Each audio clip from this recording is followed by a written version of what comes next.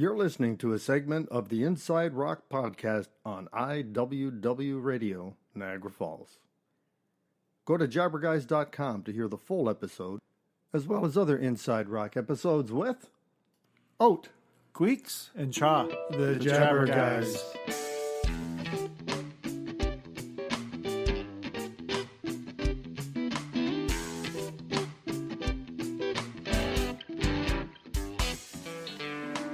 Welcome back to another episode of Inside Rock with Oat, Queeks, and Cha, the Jabberguys. On this episode, we're going to be talking about chicks that rock. And there's quite a list. We're going to be talking about them in no particular order. This is just some of the ones that stand out to the Jabberguys. Yeah, it's more or less what we think. And again, it's not a top 10 or anything. It's just we're going to list a bunch of female rockers we think kicked ass. That's right. And probably we'll be focusing more on 70s and 80s because that's more our timeline, right? Yeah, we're not going for solo artists. We're talking about female leads of groups and bands. Yeah, like Madonna. I mean, iconic, did a lot, but she's not a front woman for a band. Right.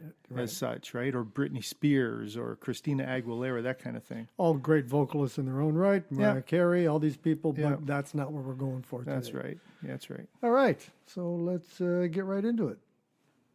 I want to talk about Mariah Carey. Okay. Welcome to the podcast, Cha. Yeah, thanks for paying attention. I'm joking. I couldn't give a crap about Mariah Carey. Whoa. Seriously. Where are we going with this? I don't know. I'm sorry. You brought it up. Go ahead. Okay, let's go. Yeah, let's go. Queeks, start this off before Charles says something Well, else. you know what? My tastes in female front rockers are maybe a little different from most. Like people like. That's the Headpins? The Headpins, Canadian band, yeah. Nice. Great rock vocalist. She had those great vocals.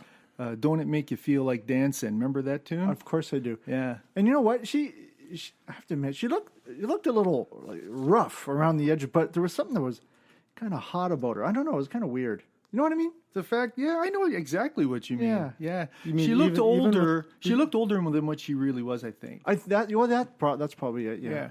What, you thought she was hot even without the green face paint? Oh, the Wicked Witch of the West. Oh, yeah. Cha had it. Well, the green face would have topped it off. Cha, if I remember right, he had a chub for her. Yeah, Margaret Hamilton. But we won't go there. Oh my gosh, that's the other podcast. If you're just tuning into our podcast, you got to go back to one of our weird and wacky. Yeah, Witch, yeah. And Cha expresses his affection for Margaret Hamilton. Very, very sad. Oh, how'd you put it, chub? Well, you said that in the podcast. I didn't. I know. Okay, let's move on. Okay. So Darby Mills, great rocker. I got the album "Turn It Loud." Do you remember that? Yeah, that's the album cover with like the head, the guitar amp and head. That's right. That's right. Yeah, it's awesome. That is a good album. Great album. Distinct sound too. That band, they're great. Yeah, so that's one of my faves. Yeah, well, classic Stevie Nicks. He goes right for the obvious. They gotta go. I mean, he goes right for the obvious. Yeah, one of the only females to be inducted twice. The only female to be inducted twice. Still. Not one of the only, the only. Still. That's right. Wow. As an individual and as part of Fleetwood Mac. That's right. Right. Yeah, I'm going to say it again. Go ahead. Every time we talk about Fleetwood Mac. Christine McVie. Absolutely. Christine McVie. She's really not a front woman, even though before Stevie Nicks joined in Great 1975, she was the female vocalist. But, I mean, I don't consider Christine McVie a rocker.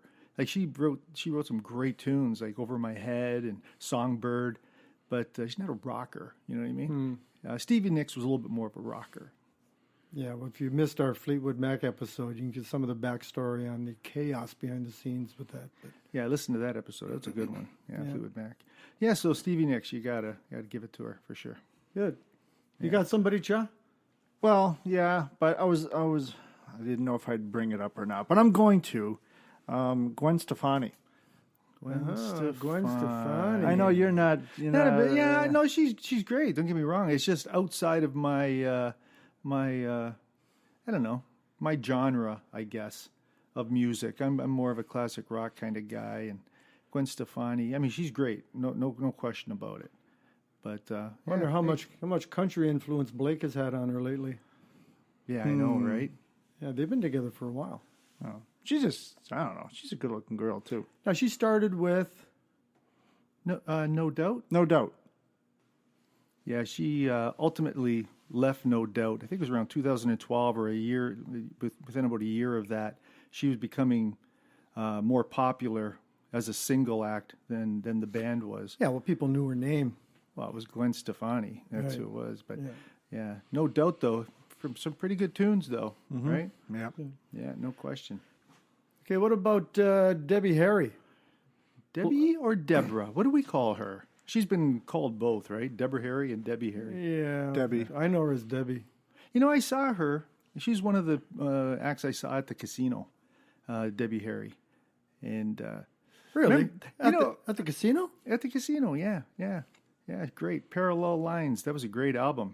Great album. But you know what? One of the beefs I have with Debbie Harry when I saw her, she claimed, remember the song Rapture? Of course. Yeah. She raps in that, right? She does a rap bit, remember? Yep. And she claimed she was the first female artist to rap. But you beg to differ. I do. Because I was buying some vinyl at my local thrift store, like I do. And I picked up a Joan Baez record. And I was listening to this album. And during one of the tracks on the album, I can't remember exactly what track it was, but Joan Baez starts rapping. And the album was a couple years earlier than Debbie Harry's. So Joan Baez really is the first rapper, in my opinion. I remember listening to it going, well, why did you claim that if that's not true, Debbie? Maybe she wasn't aware of Joan. Well, she should have been. I guess. I'm just saying. But anyway, Debbie Harry's great. But everybody knows her classic song, Heart of Glass. Heart of Glass, Call Me from American Call Me, Gigolo. yeah, right. Yeah, good stuff. Good stuff. You know, I would say, with Debbie Harry, I don't know if I'd buy all their albums. I like some of their songs. It's one of those bands for me that I like, some of their songs, but I don't think I'd buy all their albums. It'd probably be best to get a greatest hits album. Yeah, I don't even know if they probably have one. That'd probably be best. Yeah, that's one of those bands. I agree, Cha. Some people may not agree out there, but that's just my opinion. There you go. Call me. Okay. There you go. Okay, I got one. Yep. Joan Jett. Oh, come on. She's awesome. The Runaways. Awesome, I tell you. Yeah. Hey, why don't you tell that story you always tell about you're at the police picnic? Oh, the police picnic back in I believe it was 1978, I think. Maybe in thereabouts. Anyway, it was, no, it was a little bit later. No, it was 82. I stand corrected. It was 82. And the lineup was the Police, Modern English, the Talking Heads, all these Ziggy Marley. Yeah, stuff like that, right? Yeah. Anyway, it wasn't Ziggy, but anyway. Wasn't Ziggy? No, it wasn't Ziggy Marley. There was some reggae band there, wasn't there? Oh, yeah, there was. And Joan Jett. Now, Joan Jett was just coming off of I Love Rock and Roll, that album. And now you would think it'd be super, super great addition to the concert, right? Joan Jett. All the new wavers and all the reggae fans, when she came out, it was the most embarrassing thing I've ever seen. I can't believe how much fruit people brought with them to throw at Joan Jett. She was getting pummeled, and she couldn't even start. She didn't even play. She couldn't. It was ridiculous. I felt so bad for her. Yeah, I mean that's not exactly a warm welcome.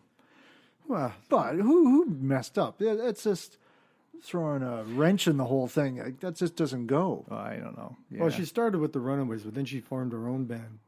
Yeah. The Blackhearts. Joan Jett and the Blackhearts. Yeah, she's in the Rock and Roll Hall of Fame. Joan Jett. Absolutely. Yeah, she kind of paved the way for a lot of female rockers. She's one of those artists that easily could be in twice. Once for the Runaways and once for her solo career, right? But she's only in it as a solo. But the Runaways. Have you seen the movie The Runaways? No. Kristen Stewart plays Joan Jett in it. Yeah. Really? It's really good. And Dakota Fanning plays Sherry Curry. It must be recent then, like within the last... No, it's probably, I don't know, it's probably about 7-8 years ago. Oh. Yeah, something like that. But, Do you remember her in Happy Days? No, I don't. Joan Jett? No, I don't. You don't? No. Oh, no, that was Leather Tuscadero. Leather Oh, my Tuscadero. gosh, never mind. Susie Quattro. Yeah. Sorry. Yeah. But Never mind. Yeah, Never Joan mind. Jett, good rocker. She's great. I love her cover of Crimson and Clover. I love that song. Yeah. Okay, what about a very nice young woman, Courtney Love? Okay, who is she with the front? Who is she front for? Hole. Okay, let's move on. Okay, next. Nice freaking name. And now, Courtney Love and Hole. As long as you don't put an apostrophe S after her name. Yeah, no. Oh, nasty. Just saying. Like, what the hell? I mean, a promotion nightmare. Anyway. Well, that's great. So that's one of your favorites then, is it? No. Is that Yeah, why you brought thanks. it up? I thought we were bringing up our favorites. No, brought it up just because I know you didn't like it. No, I don't like it. I know. I don't like it. Here's one for you. I met this chick at the library bar over in the States when they played there. Holly Woods as the lead singer for Toronto, the band Toronto. She's Not too many people, I don't think, are aware of the band Toronto. that's too bad, you know. That's too bad. Your Daddy Don't Know. Remember that? That they actually had I think that was a #1 hit for them. Your Daddy Don't Know. But yeah, great band. I was just listening to the vinyl the other day, Looking for Trouble, that album. Even the Score, that was another big hit for them. But Holly Woods, great rocker. Yeah, they were playing over there, and I sat down, had a beer with her and Sharon Alton, the lead guitarist, and she was pregnant, actually, Sharon Alton. That's a Canadian band, but she's not Canadian, is she? No. She's from the States, Holly Woods. Yeah, What a name. Oh, man. yeah. But You know what? I remember you playing the Toronto albums when we were younger, but Yeah. do you ever remember, were they on the radio? Were they widely played? yeah, like I said, even the Score, Your Daddy Don't Know, those were big hits for Oh, them. they were? Okay. Yeah, they were good. Yeah, it's too bad. It's one of those bands. I've got about, I think, 4 or 5 albums by them. Even Get It on Credit. Yeah, I remember that. Remember that? Yep. And Girls Night Out. And yeah, they're good. You know what? You're right. They got a good sound. They Yeah, do. They have really band. good sound. Yeah, for sure. There you go. Anyone that's looking for something new, Toronto. well, something new, something old, but it's Yeah. check them out. Toronto. Good band. Now, what about Janis Joplin? Does she qualify? Of course she qualifies. Holy crap. Why wouldn't she qualify? Well, I mean, a lot of people know her as a single. It's Janis Joplin. They don't really mention the band behind her. Did she have a? Yeah. Yeah. Yeah. Okay. Brother in the Holden Company. Right? Is that the name of it? I believe so. Yeah. Wow. Good job. Yeah. I mean, how many people know that? That's my point. well, I Queeks think... knows it. Well, Queeks knows it. yeah, but I mean, she was the 27 Club member. She died at 27. You know what her drink of choice was? Milk. A grape knee high. grape knee. Southern Comfort. She drank it all the time. In fact, Jim Morrison was infatuated with her after she broke a bottle of Southern Comfort over his head, knocking him out cold. After that, he kept pursuing her and wanted to be with her. What a sicko. Ooh, he likes it rough. He did. Yeah, and she didn't want anything to do with him. They better, hey, if they ever got together, you better think about Oh freaking my God. safe word. And no kidding. Armageddon. Southern discomfort. Wow. You know, Janis Joplin and Jimi Hendrix died, about a month apart? Remember that? In 1970, right? 1970. Part of the 27 Club. Yeah. Thanks for listening to this segment of the Inside Rock Podcast. To hear the full episode, go to jabberguys.com and listen to our episodes with Oh, Queeks and Cha. The Jabberguys. Remember to go to our website, jabberguys.com, to subscribe to our podcasts, Inside Rock and Weird and Wacky World.